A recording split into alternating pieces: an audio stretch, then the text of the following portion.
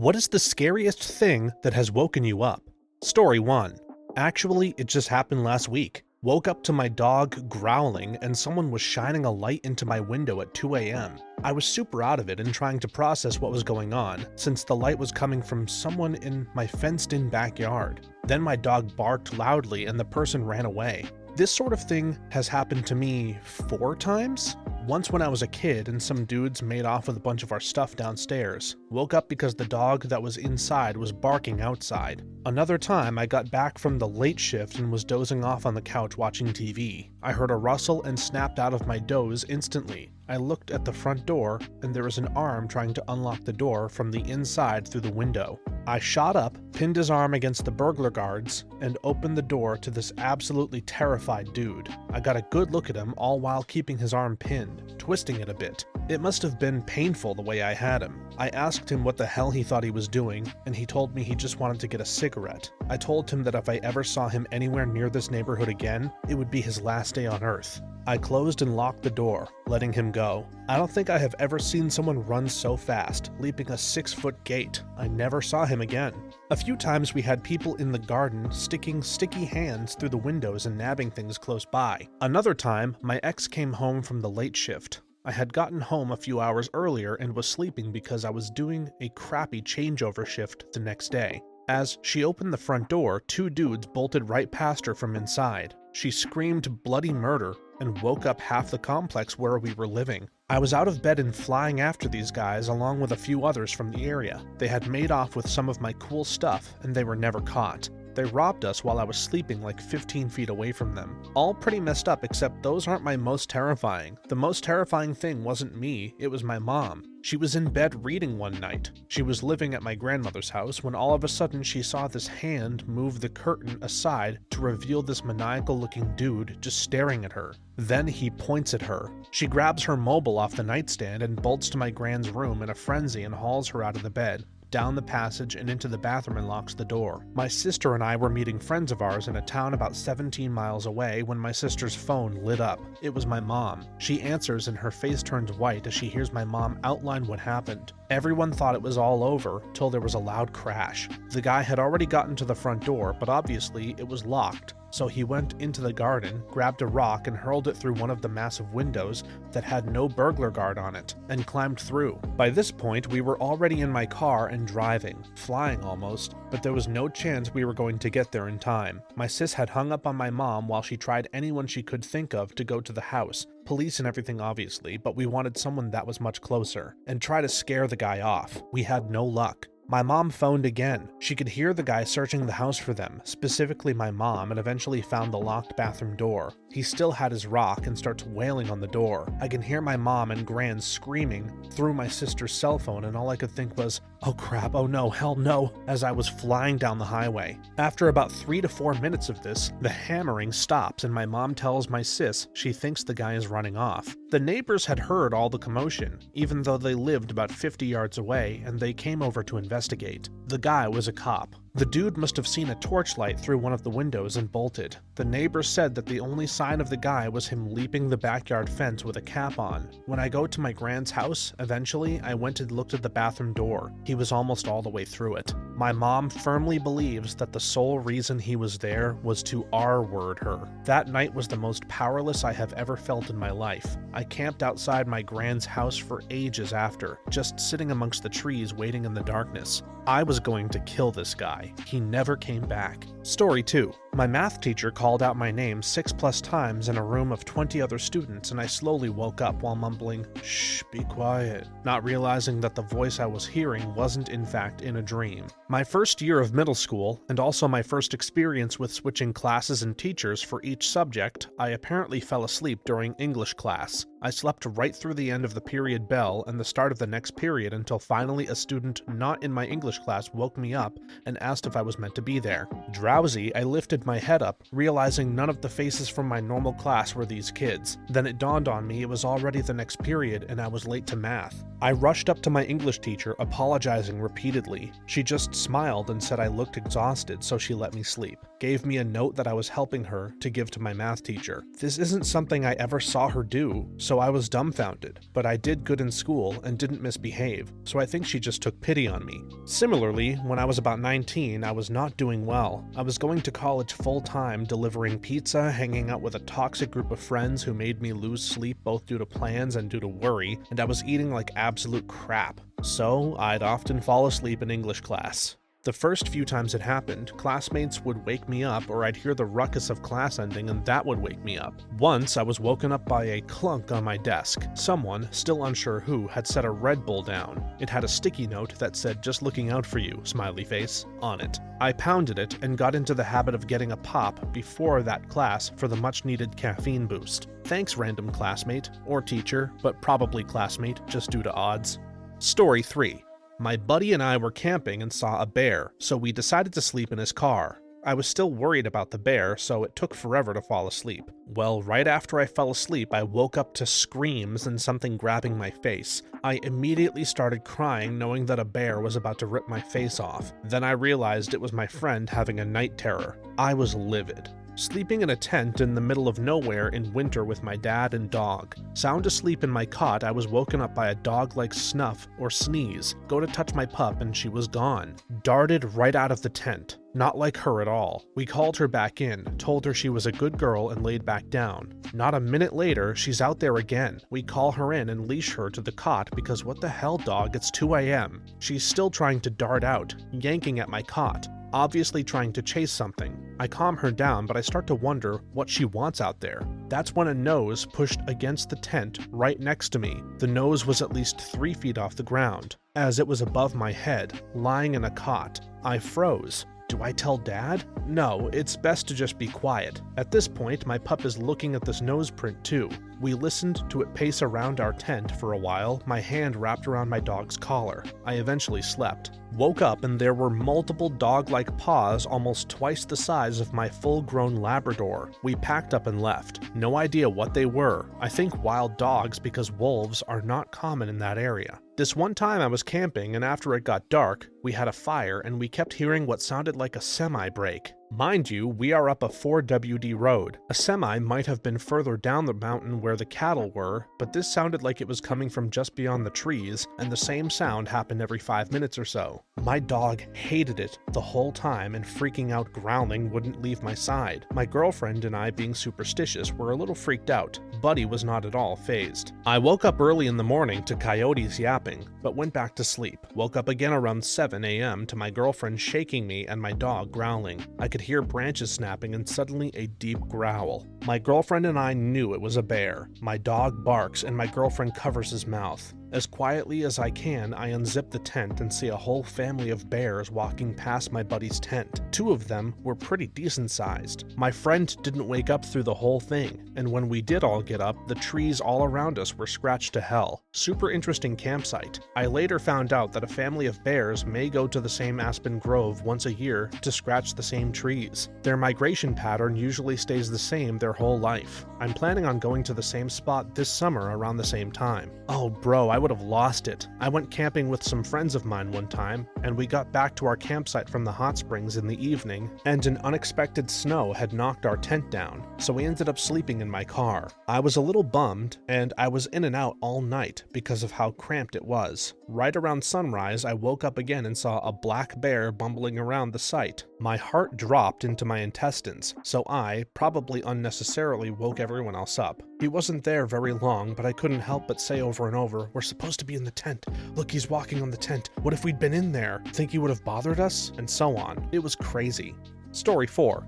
A few years back, I heard a thud in the hallway and my 4-year-old daughter screaming in pain. She had fallen and gotten a small but deep cut just above her left eyebrow. When I got out to the hallway, her face, hands, and pajamas were covered in blood, and she was holding her hands against her face. I thought she lost her eye. A quick trip to the ER for a couple of stitches, and she was right as rain, but I gained almost all of my gray hair that night. Oh man, nothing like your kid bleeding copious amounts of blood to get you into the superhero mode while giving giving you all the gray hair. Our only emergency room trip for my son was when he busted the back of his head open on a shelf, like he had a red third eyeball on the back of his head. Cue the scene at the ER with 5 EMTs standing around helping him calm down while the doctor came in and just quickly stapled it back together. Was with my old dad in the ER one night and someone was carrying a crying little girl who was covered in blood down the hall. My dad got really upset, but I said that she looked like she was okay, just bleeding from the scalp and probably scared by being in the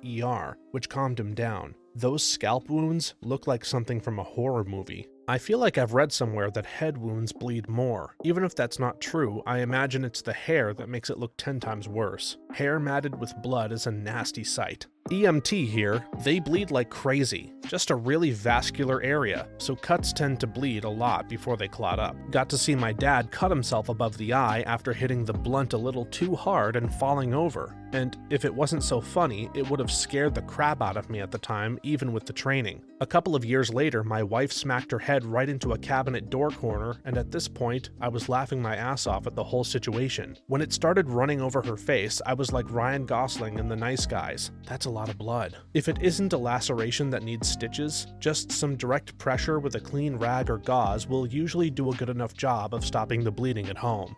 Story 5. Apartment on fire. Actually, this week is the 5th anniversary. When I lived in an apartment complex, the fire alarms went off a few times, and even though it was always for some stupid reason such as smoking in the lobbies or whatever, I always grabbed the pets and waited outside for however long it took. So many people just stayed in though because they didn't take them seriously. I kinda don't want to be trapped in a burning high-rise, so I'll take my chances and waste the time waiting. I just moved into a new place and the first thing I did was check the smoke detector. I'm only 5'2", and I had to stand on a stool with a broom to reach the test button, but the damn thing was dead. No one tall enough could help me that night, so I just went and bought a new one and put it above my bed. I'm in a studio. I know 3 people who have had catastrophic house fires. One of the buildings didn't have any working smoke detectors. I'm not risking it ever. This happened to us as well. My mom woke up to some noise on the back porch. By the time she got me and my daughter out of bed, it engulfed our kitchen.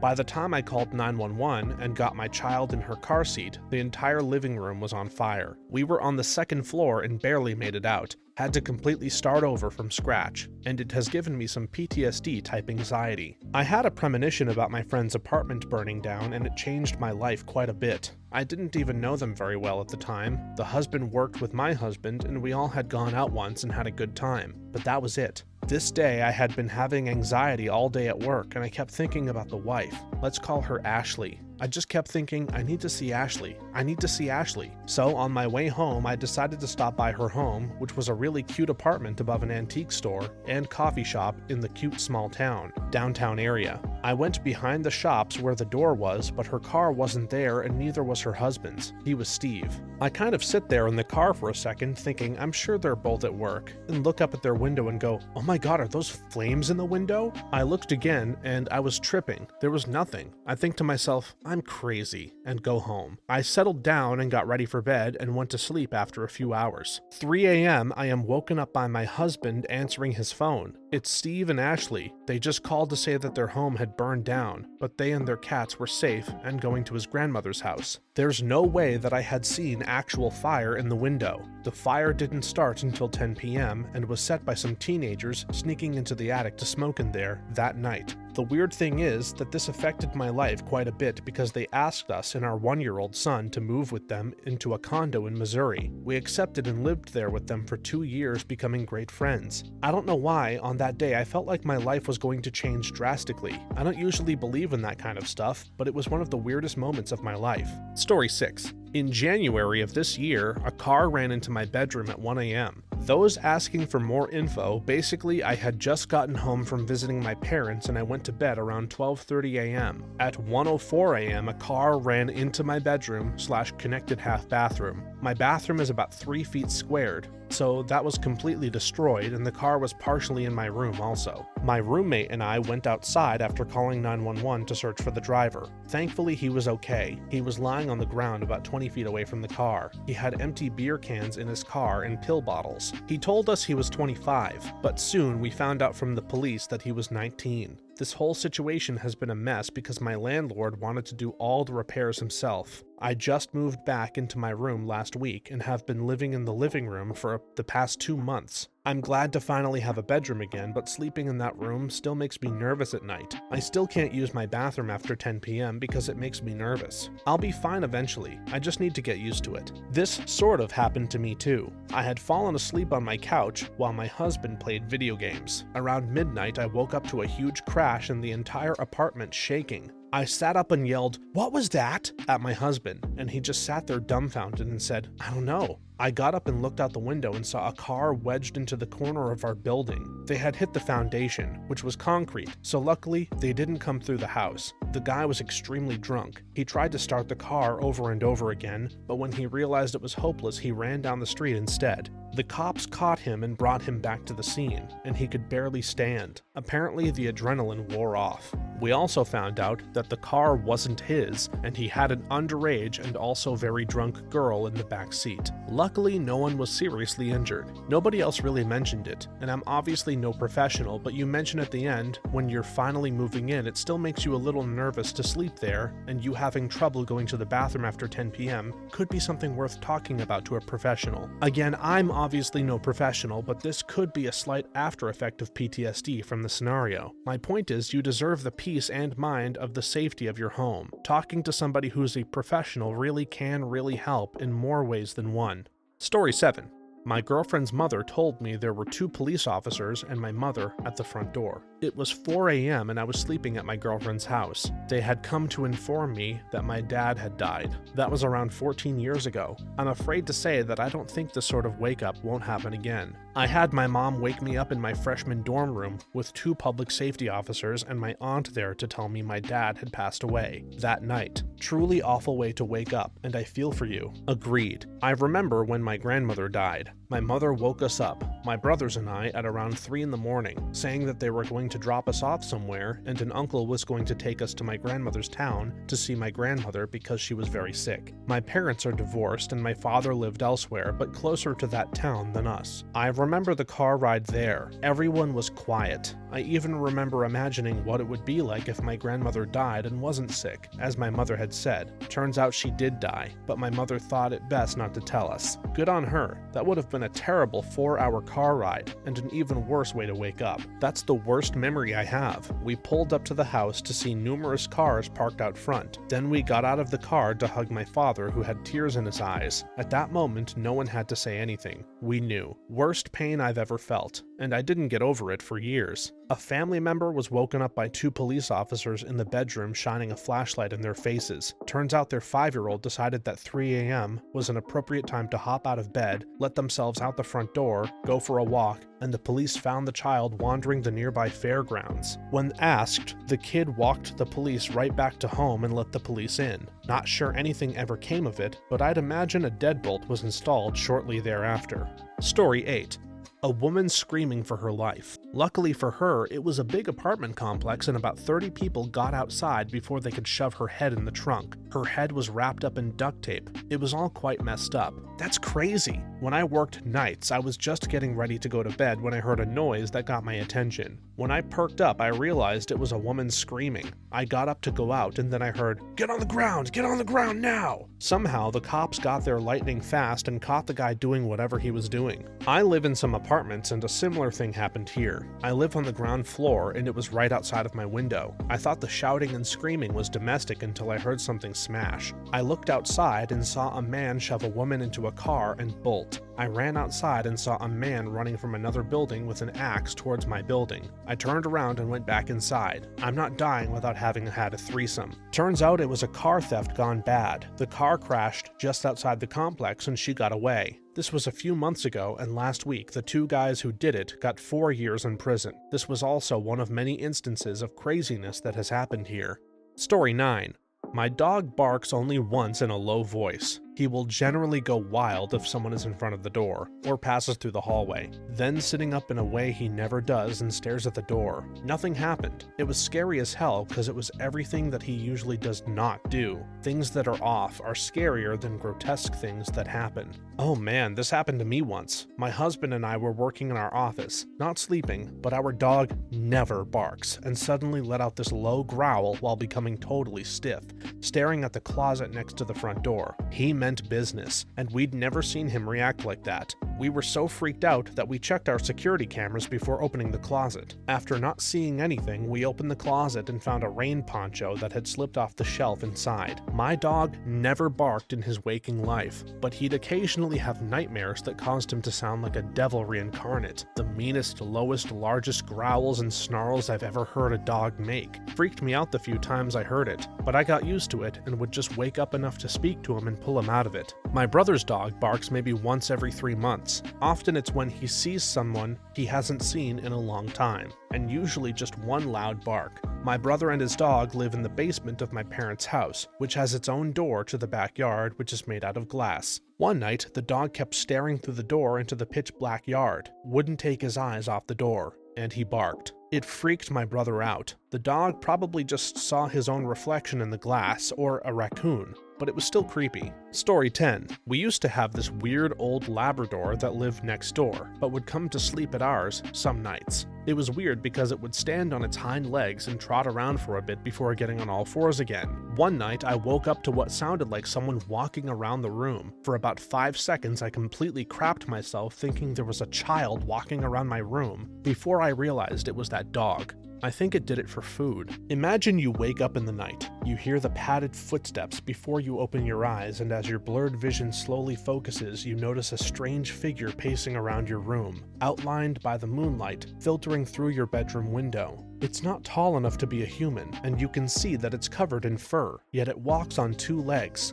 Your half-asleep brain can't comprehend what kind of creature this is. At that moment, it turns towards you, and you see its canine face. The light illuminates the eyeballs, glowing beacons that rip through the darkness and pierce your very soul. You're frozen stiff, completely at the mercy of whatever this thing is. Suddenly, it gets down onto all fours. It shuffles over to your bedside and sits, staring, and only now do you know what it wants. You reach to the side of the nightstand for something to feed the hungry pooch. The last of the kibble. I've heard this, but it's just crazy to me. My roommate talks about this dog growing up. Apparently the dog woke them up to go outside somewhat early, but they just went back to bed and let him be a good lab. At some point, they decided to find the dog when it didn't come home like normal. They found their dog in their neighbor's house, and apparently he would show up every morning, they let him in, and would curl up and sleep for an hour or so before asking to go outside again. They assumed he went home, but nope, another house let him in after that. The pup was rocking 3 families and worked it as well as the best. At that point, they had to let it continue. Story 11. One time, my son woke me in the middle of the night, crawling into my bed and telling me a man was bothering him. I usually try to go banish the monsters in his room so he can go back to sleep in there. So I went and admonished the air. "Leave my son alone! This isn't your place!" This time, my son wanted to stay in my room and not go back to his own bed, so I made room for him and moved over to the edge of my bed and fell back asleep. About 30 minutes later, I had a frightening lucid dream that this tall, shrouded man was at the side of my bed and started jabbing at my side, telling me that I interrupted his fun and now he was going to bother me. I couldn't move, and I just had to put up with it until I was able to get my dream life willpower to focus and let me move out. I had the same experience as a kid. It went on every night for about a week. I've never had sleep paralysis, and I later learned of shadow people and it matched the description perfectly. Haven't seen one since, but I got my 5 minutes of fame on a paranormal podcast because of it. Related, but not really related, when I was pregnant, I had a bad dream where my stepdad was poking me, more like finger stabbing me right under my rib. I woke up crying and in pain and could still feel the pain from when I was being poked in my dream. I had a dream where there was a gang of biker dudes that were going to come in and rob and kill us. I had to sneak down the hallway to the door. For some reason, only the screen door was closed and unlocked. I had some kind of weird gamer sneak on, and my goal was to somehow lock the screen door without them noticing, then close and lock the main door. I failed a bunch of times because they were literally outside the door. How would they not see me reaching up and turning the lock? My dreams always give me impossible tasks. Anyway, I finally fail and don't get a reset, and they pull the door open and the main guy does some villain monologuing and then slowly and deliberately drags a knife across my throat. It felt like someone dragging a thumbnail across my throat, and that's what woke me up, that feeling. I couldn't get back to sleep. Story 12. A few years back, I saw this dingo pup at the pound, on death row. I have a large property, so I decided to save her. She was a wonderful thing, but had a lot of wildness in her. She could never be tamed. She never came into the house. She also never made a sound the whole time I had her. She would only come near us on her terms. The thing that kept her with us was she absolutely loved our dog. Eventually, she fell pregnant. Luckily, she had the pups under one of our buildings, making a den. Dingo pups grow quicker than dog pups, and we didn't want a whole pack, so we found them all good homes. But one pup couldn't be taken on the same day as the others. I feared she would run off into the wild with the pup, so I decided to take it into my room to sleep for the night. That night I woke up with the dingo on my chest. They are surprisingly light. She was looking down at me with cold, dead eyes. She snuck into my room and opened my door. Dingoes have human-like wrists and can turn doorknobs. She stood there for half a minute, then quietly left the room. I think she was sending a message. I think that message was confirmed when I got up in the morning and she had left a dead wallaby on the hood of my car.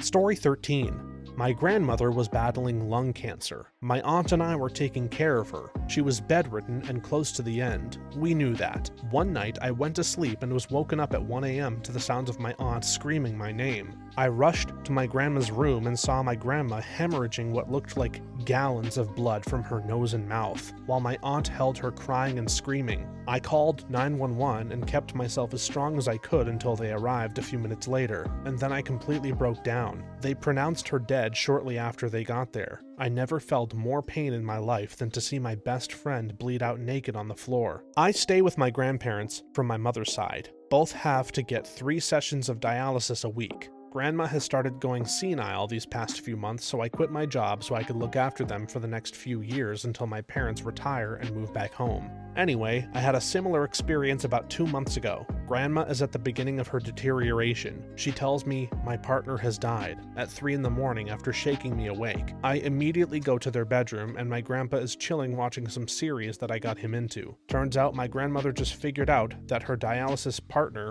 whom she spent so much time with during a week, passed away on the chair that morning. I made her some tea and told her to go back to bed, while my heart was spinning in my ass with the image of my dead grandfather running through my mind. Story 14.